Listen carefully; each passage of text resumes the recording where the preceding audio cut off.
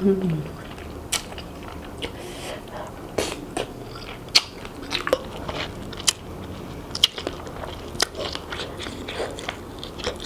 Mm.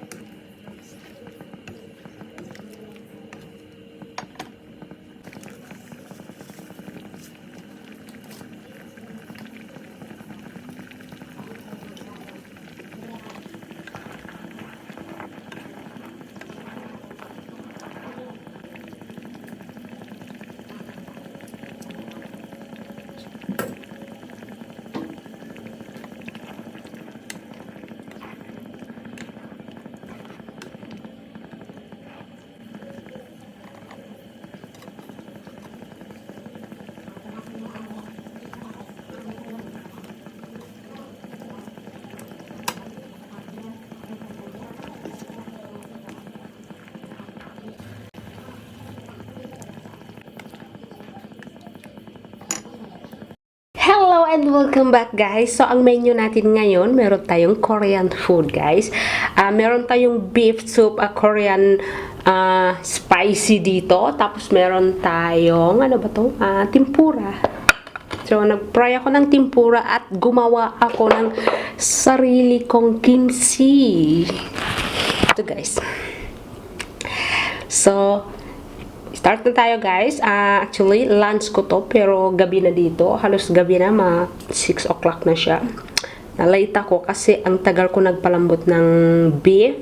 Halos 5 hours.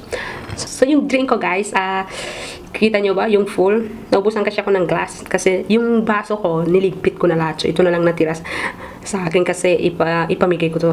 Kaya ito na lang ang tinira ko.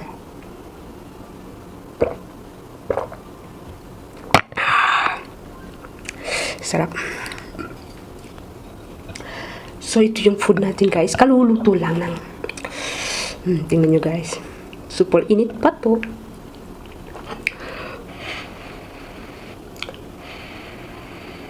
Bismillah.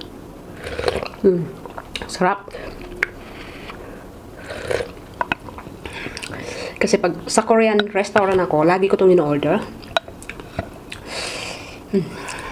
Pero hindi ko alam ang pagluto. So, inano ko lang yung lasa. Parehas pareha.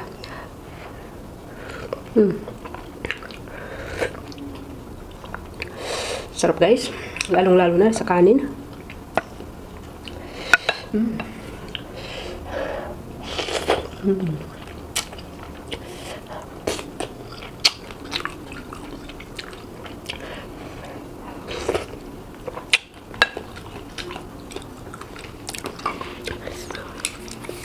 Ang pagkakamali ko lang dito guys na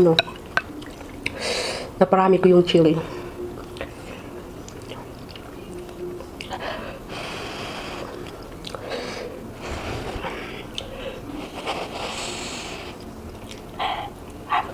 Init.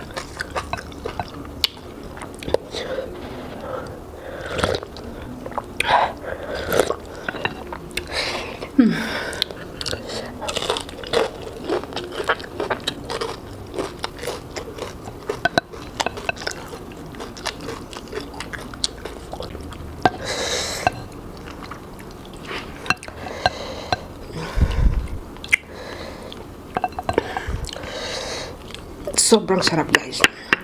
Pag gusto nyo talaga kumain ng Korean food, gawin nyo lang to sa bahay. Kasi pag pupunta kayo ng restaurant, mahal pa.